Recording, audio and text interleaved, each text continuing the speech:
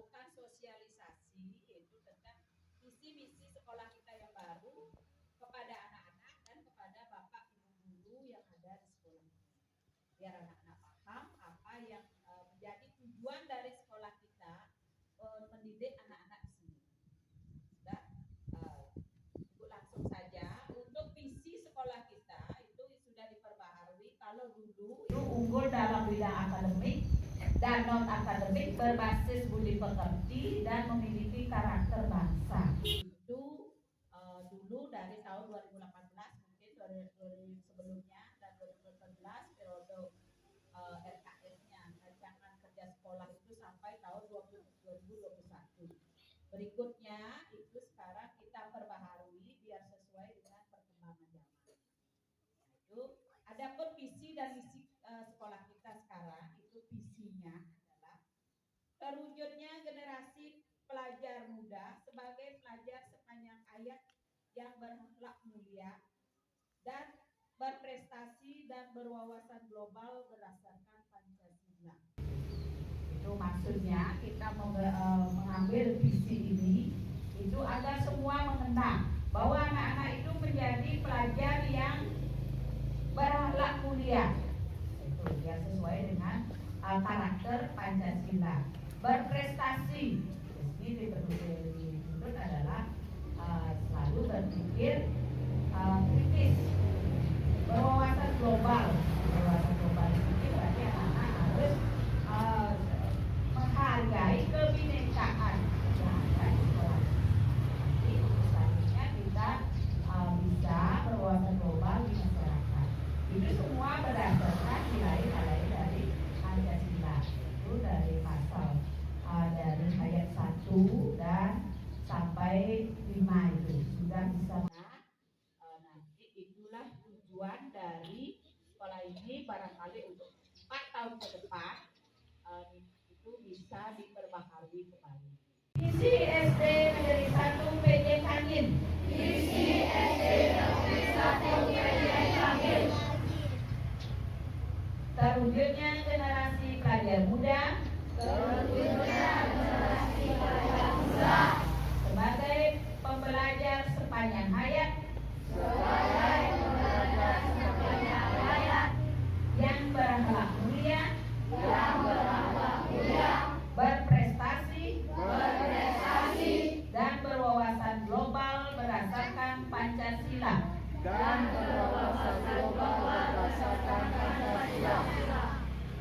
Mencapai visi sekolah ini, sudah tentunya harus ada misi. Apa yang harus kita lakukan untuk mencapai visi ini? Itu tugas dari bapak dan ibu guru di sini.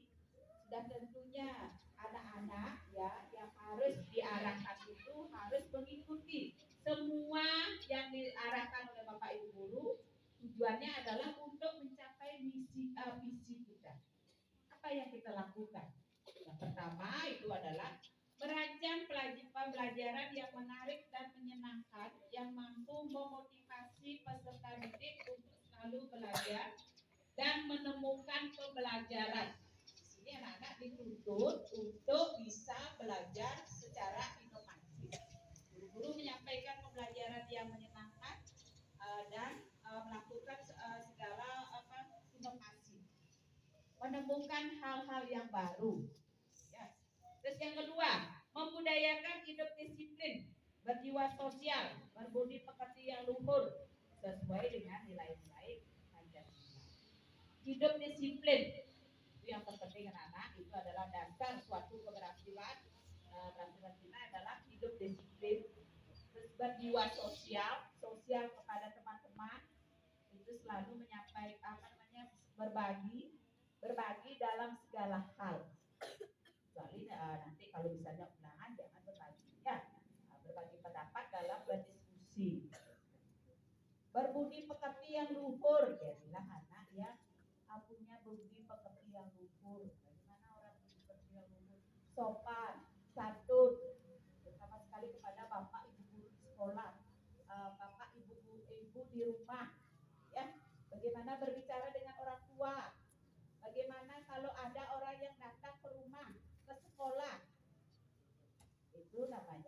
siswa yang berbudi luhur. Itu semua harus berdasarkan nilai-nilai dari Pancasila.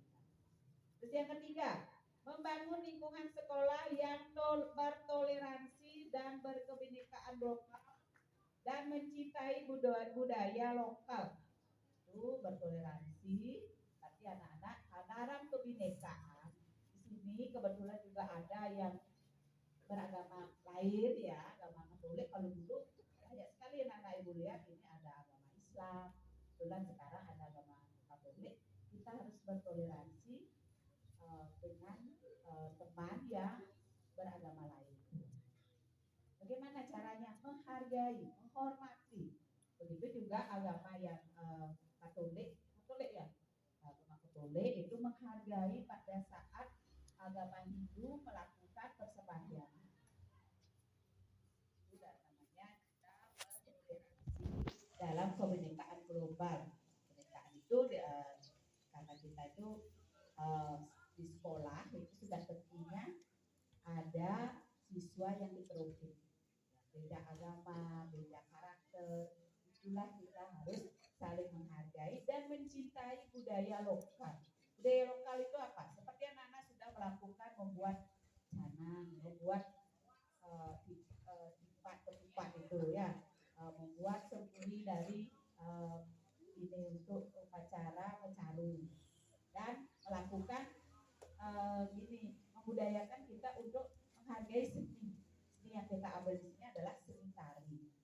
Itu sudah anak lakukan setiap hari Sabtu. Itu berarti anak-anak sudah menghargai dan mencintai budaya kita. Terus yang berikutnya yang keempat itu adalah menumbuhkan dan meningkatkan budaya literasi. Ini sesuai dengan arahan pemerintah, kita harus melakukan literasi.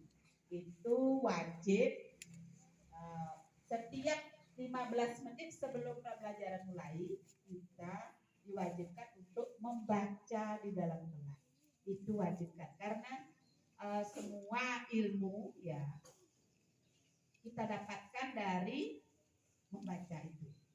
Makanya itu adalah suatu hal yang wajib, apalagi anak-anak di kelas di SD ya, di tingkat SD, terutama sekali di kelas 1, 2, 3 itu masih kita mulai membaca ini untuk calistungnya, membaca, menulis dan menghitung, dan berikutnya 4, 5, 6 sudah mulai membaca pemahaman, memahami suatu kalimat, suatu wacana, nanti biar bisa diekspresikan dalam ini demonstrasi di depan kelas. Itu diharapkan dari tujuan akhir dari literasi.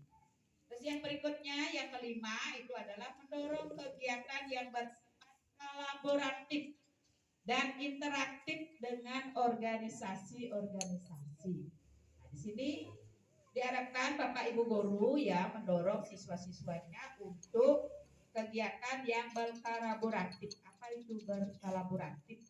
Bekerja bersama-sama. Seperti misalnya kalau di dalam kelas itu anak-anak sudah lakukan bekerja bersama-sama membersihkan kelas, di luar kelas juga membersihkan luar kelas dan di halaman, dan juga sekarang itu sudah mulai kita mengembangkan proyek P5. Nanti semua untuk berikutnya untuk kelas 2 dan kelas 5 nanti juga akan mendapatkan hal yang sama karena kita berjenjang dari satu tahun itu nanti akan 2 kelas seperti itu. Itu sudah menunjukkan bahwa anak-anak sudah berkolaboratif, berinteraksi dengan teman-teman. Sudah tentunya kalau sudah berkolaboratif, sudah tentunya anak-anak berinteraksi dengan teman-teman dan Bapak Ibu guru di sekolah. Itu dalam suatu organisasi. Organisasi yang dimaksud di sini kalau kita di sekolah itu adalah organisasi sekolah dan organisasi kelas. Ya. Nah, demikianlah penyampaian Ibu tentang visi misi sekolah kita. Kita optimis bahwa semua yang kita visikan itu bisa berhasil dengan visi yang telah dirancang. Bisa dipahami anak? Ya, nanti kita PJKIN secara bersama-sama dengan 5 visi yang telah belajar. Dan itu sekian anak, Ibu akhiri dengan para peserta.